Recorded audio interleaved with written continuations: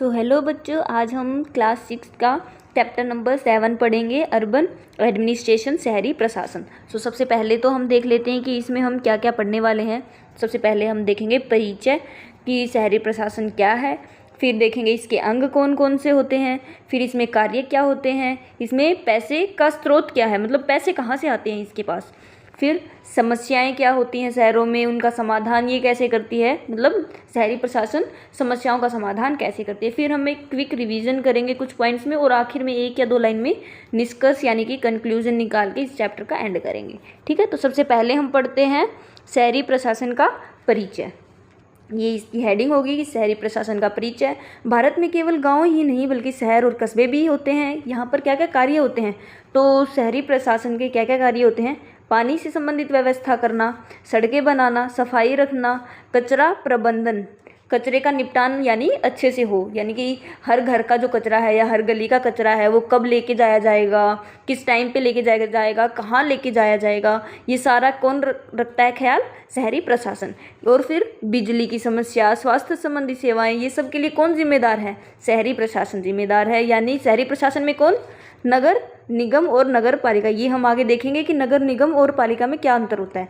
तो ये दोनों ही किसका पार्ट है, शहरी प्रशासन का पार्ट है। ठीक है, तो हम जब पढ़ते हैं एनसीईआरटी, तो सबसे पहले इसमें एक स्टोरी के माध्यम से इसकी शुरुआत की गई है चैप्टर की, कि कुछ बच्चे हैं वो दोपहर में क्रिकेट खेल रहे होते हैं और क्रिकेट खेलते खेलते उनकी गेंद लग जाती है ट्यूबलाइट पर। तो आप ये देखेंगे कि यहाँ ये इनकी गेंद से क्या है, ट्यूबलाइट टूट गई है।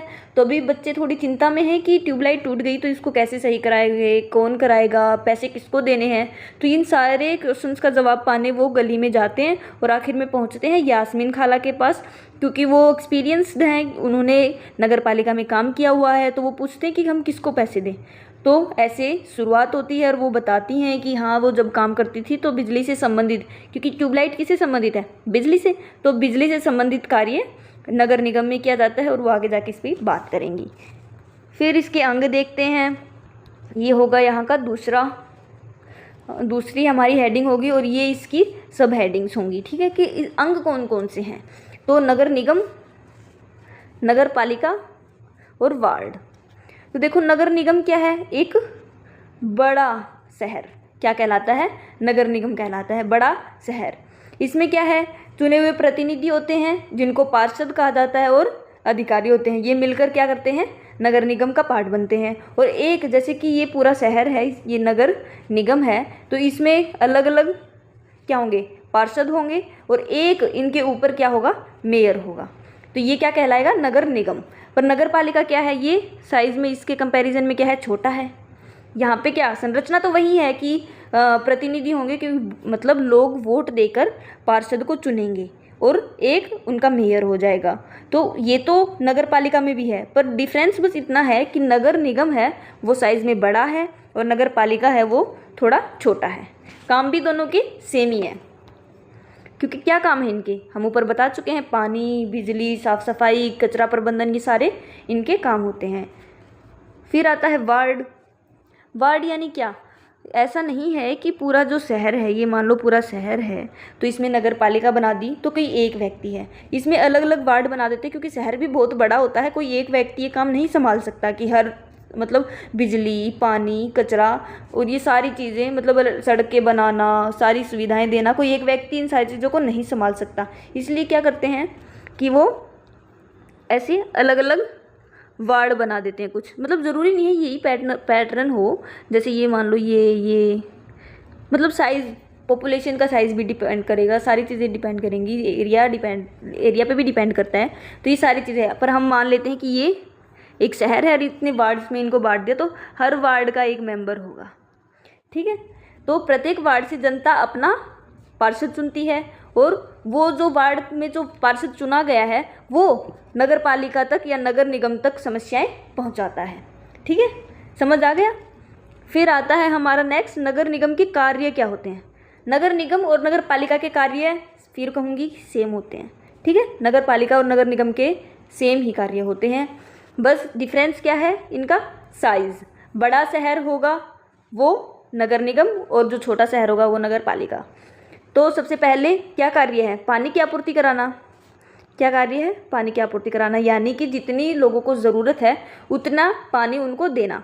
फिर आता है साफ़ सफाई और कचरा प्रबंधन। देखिए बहुत ज़्यादा ज़रूरी है साफ़ सफाई होना और कचरे का प्रबंधन होना, क्योंकि अगर वो नहीं है तो अनेकों बीमारियां आ जाती हैं और इससे आगे समस्याएं उत्पन्न होती हैं। स्वास्थ्य सुविधाएं भी देना ये किसका कार्य है? ये सारे मतलब सफाई, कचरा प्रबंधन, ये सारे नगर निगम का।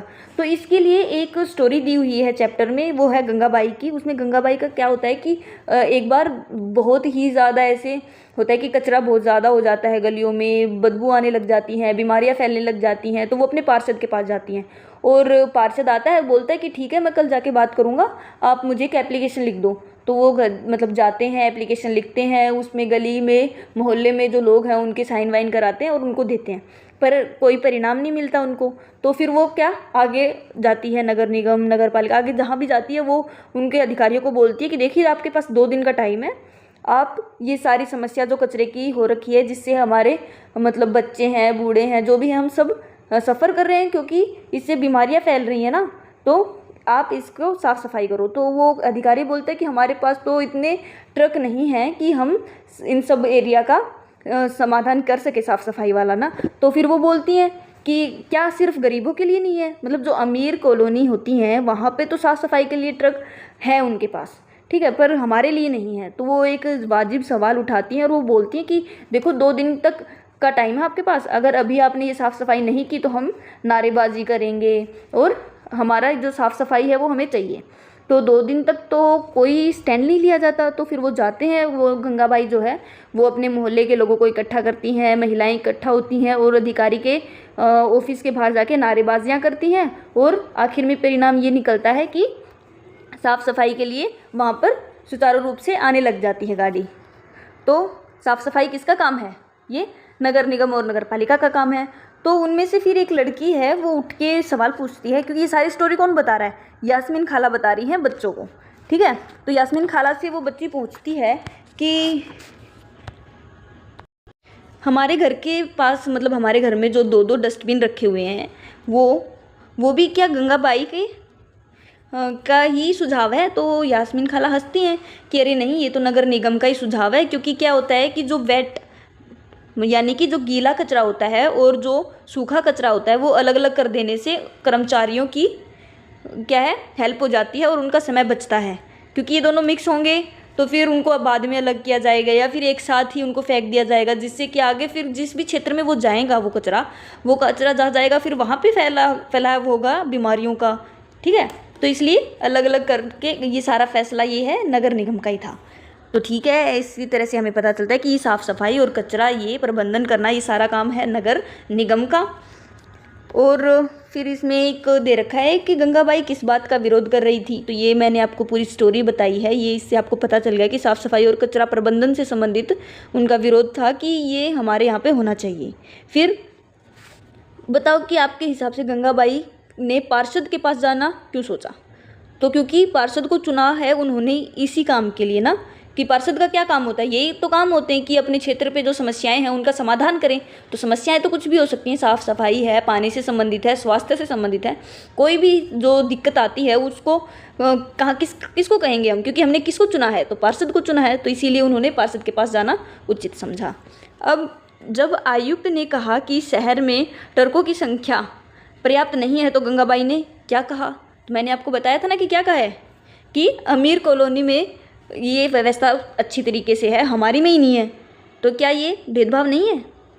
तो यही बातें कहीं। फिर हमारा तीसरा पॉइंट आता है कि सड़कें, नालियाँ और पार्कों की देखभाल करना भी किसकी जिम्मेदारी है? नगर पालिका की। बिजली से संबंधित या स्ट्रीट लाइट से संबंधित ये नगर पालिका देखेगी। स्ट्रीट लाइट जो हमने स्टार्टिंग में जो स्टोरी देखी है कि बच्चों ने स्ट्रीट लाइट है वो तोड़ दी है, तो वो कौन देखेगा? नगर पालिका देखेगी। इसमें आपका आंसर दिख गया है ना। फिर 5th है स्वास्थ्य सेवाएं, मतलब अस्पताल की सुविधा करना और ये सारी चीज़ें देखना, डिस्पेंसरी एंड ऑल, ये सारा किसका काम है? नगर पालिका का काम है। शिक्षा, प्राथमिक स्कूलों का संचालन करना, कर इकट्ठा करना, ये सारी जिम्मेदारियाँ किसकी हैं? नगर पालिका की हैं, ठीक है। फिर हमारा नेक्स्ट आता है पैसे कहाँ से आते हैं? नगर पालिका के पास ये सारी चीज़ें करनी है, पानी देना है, स्वास्थ्य देना, सड़क देना है, बिजली देना है, अस्पताल देना है, ये सब कुछ के लिए पैसा चाहिए ना भाई। तो पैसे कहाँ से आएंगे? तो नगर निगम और नगर पालिका को काम करने के लिए धन की ज़रूरत होती है। यह धन कर के रूप में आता है। जैसे कि शहरों से हाउस टैक्स लिया जाता है, घरों से भी, घरों के लिए आप देखो कि शहरों में जो घर बने होते हैं, बड़े बड़े आलीशान घर होते हैं, उनके पास से वो क्या लेते हैं, बड़े हो छोटे हो, मतलब हाउस टैक्स यानी कि घर के लिए भी कर दिया जाता है। पानी के ऊपर वो कर लेते हैं, और एडवर्टीजमेंट के लिए कोई विज्ञापन देना हो तो वो उसके लिए भी टैक्स लेते हैं। इसके अलावा सरकार से भी सहायता मिलती है, यानी कि राज्य की सरकार कह लो या फिर केंद्र की सरकार, मतलब राज्य की सरकार करती है, और कोई अगर कोई बहुत ही मैसिव बड़ा कोई योजना चल रही है उसके लिए भी केंद्र सरकार भी दे देती है। तो सरकार भी क्या करती है? सहायता करती है। तो कर के द्वारा और सरकार, दो तरीके से उनके पास पैसे आते हैं। फिर हमारा नेक्स्ट है समस्याएं और समाधान। तो क्या क्या समस्याएं होती हैं? आबादी बहुत ही तेज़ी से बढ़ना, मतलब शहरों में आज क्या है कि लोग गाँवों से ज़्यादा शहरों में रहना ज़्यादा पसंद करते हैं, तो वो उधर जा रहे हैं। तो ज़्यादा जनसंख्या होने की वजह से अनेक समस्याएं हो सकती हैं। भीड़ भाड़ बहुत ज़्यादा बढ़ जाती है, कचरा बढ़ जाता है, पानी की समस्या हो जाती है क्योंकि लोग बहुत ज़्यादा हो जाते हैं और पानी वहाँ पर कम होता है, या फिर स्वास्थ्य सेवाएँ हैं वो अच्छे से नहीं मिल पाती क्योंकि लोग बहुत ज़्यादा हैं, पर डॉक्टर तो उतने ही हैं, हॉस्पिटल तो उतने ही हैं। ये सारी समस्याएं निकल कर आती हैं बहुत ही ज़्यादा तेज़ी से आबादी बढ़ने के कारण। ठीक है। फिर पानी की कमी होना, गंदगी, ट्रैफिक, प्रदूषण की चुनौतियाँ, ये सारी अब अलग अलग पॉइंट्स देख सकते हैं ना, कि एक तो जनसंख्या बढ़ रही है, पानी की कमी हो रही है, गंदगी हो रही है, ट्रैफिक हो रहा है और प्रदूषण संबंधी समस्याएं हो रही हैं। ये अलग अलग देख लो आप, ये समस्याएं हैं। इनको निपटने के लिए क्या करता है, मतलब समाधान क्या है? समाधान ये है कि शहरी प्रशासन को योजनाबद्ध और तेज़ी से काम करना चाहिए। ठीक है। तो ये बताया है, जैसे कि वो कचरे के लिए और साफ़ सफाई के निपटान के लिए यास्मीन खाला ने गंगाबाई के मतलब वो स्टोरी सुनाई थी, पर उस टाइम पे जब वो नौकरी कर रही थी ना, तो उस टाइम पे हालात कुछ और थे, पर टाइम के साथ क्या है, बदलाव हुआ है। तो वो बदलाव क्या है जो यास्मीन खाला को अभी नहीं पता है, तो वो देखती हैं खाला ने सेवानिवृत्ति होने के बाद क्या क्या बदला। खाला के सेवानिवृत्ति यानी कि उनकी सर्विस पूरी हो चुकी है, उसके बाद कुछ बदलाव आए हैं। तो यास्मीन खाला ने बच्चों को जो नहीं बताया वह यह है कि हाल के समय में पैसा बचाने के लिए नगर निगमों ने कचरा उठाने और के लिए क्या, उसको ठिकाने लगाने के लिए क्या कर दिया है, निजी ठेकेदारों को रखा है।